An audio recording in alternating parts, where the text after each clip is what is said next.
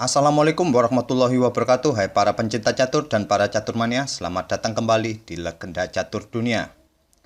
Kembali lagi kawan-kawan di seri dari turnamen St. Louis Rapid and Blitz 2020 ini, yang dini hari tadi memainkan putaran keempat, putaran kelima, dan putaran keenam.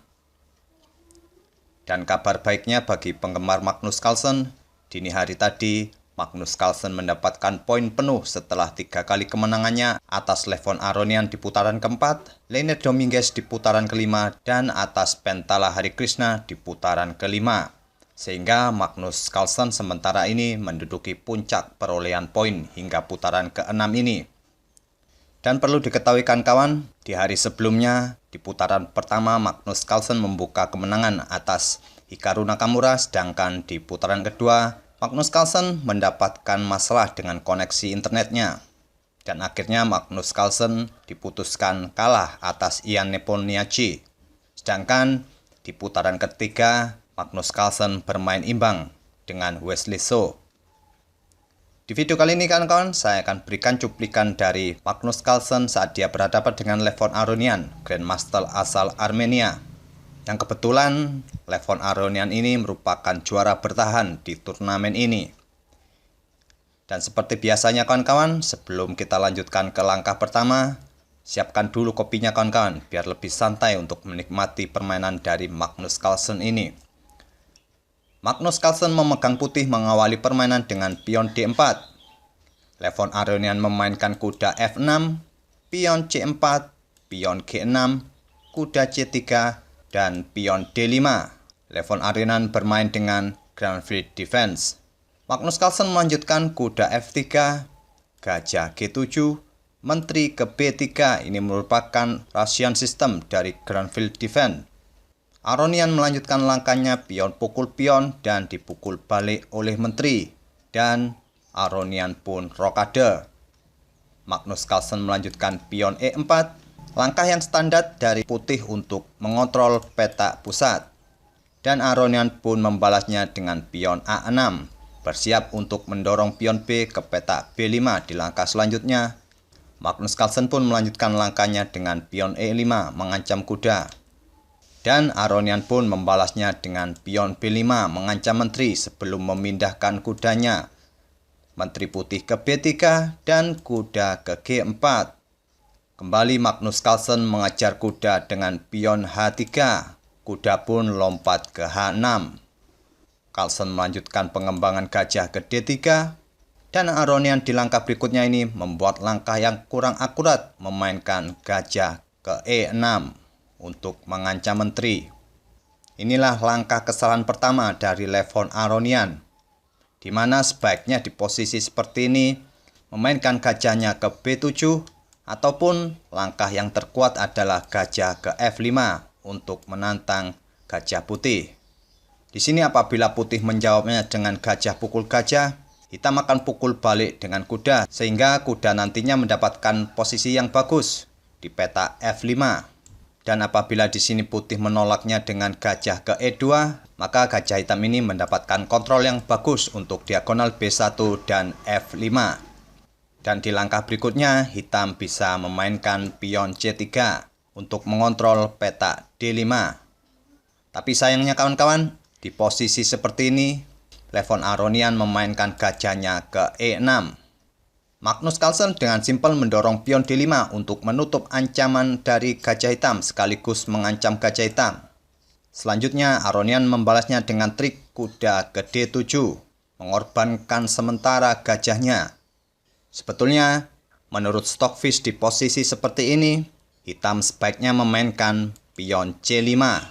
Apabila putih terus melanjutkan pion pukul gajah, maka menteri hitam pukul gajah putih di D3.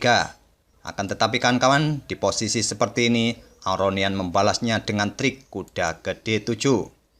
Yaitu bermaksud jika putih menjawabnya dengan pion pukul gajah, maka kuda akan ke C5 menggarpu menteri serta gajah.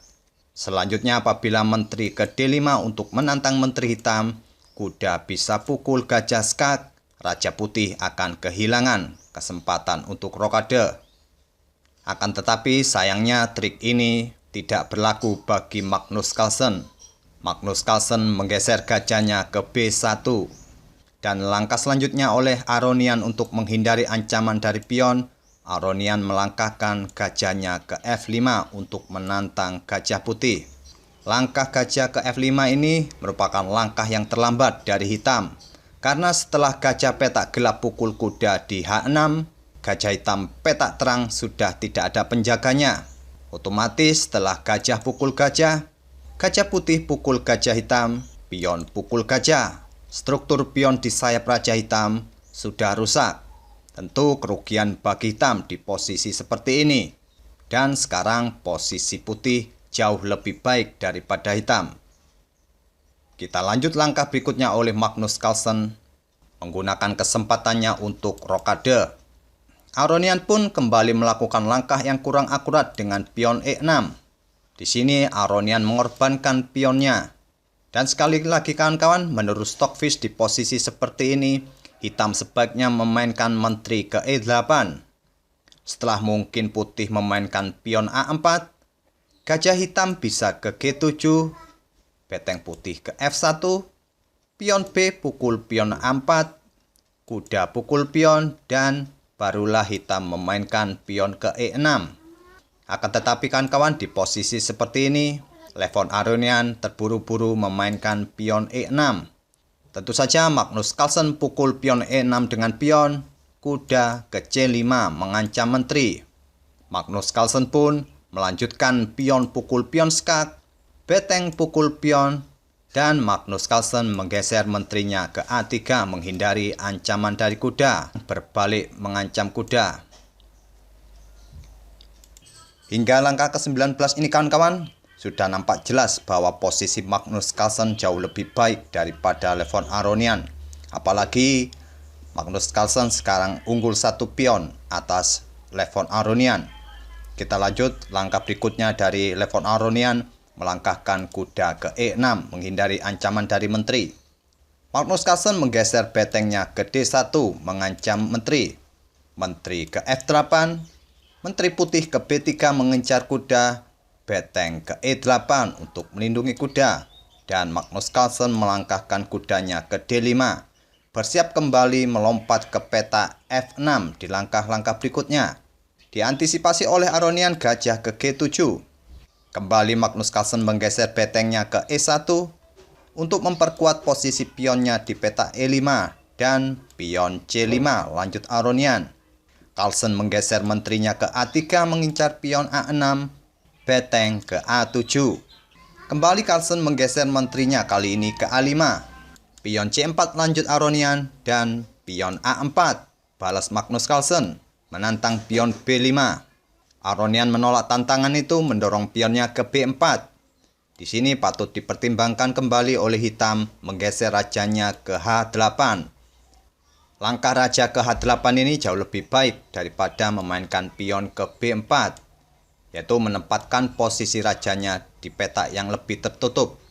Apabila putih melanjutkan dengan pion pukul pion, hitam bisa melanjutkan menterinya ke C5.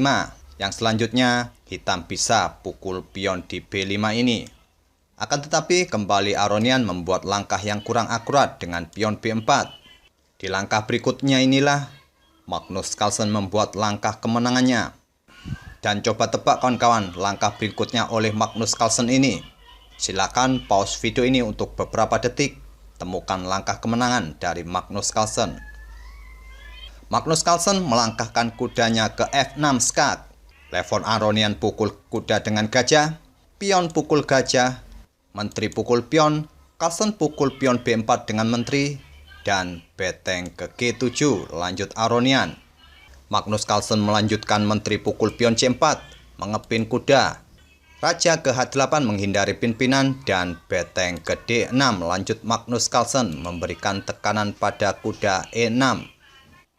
Sekarang posisi kuda sudah sangat terjepit, tidak mungkin lagi bagi hitam untuk mempertahankannya. Walaupun hitam membackupnya dengan beteng ke peta E7, kuda putih akan ke peta D4 kembali memberi tekanan pada kuda hitam.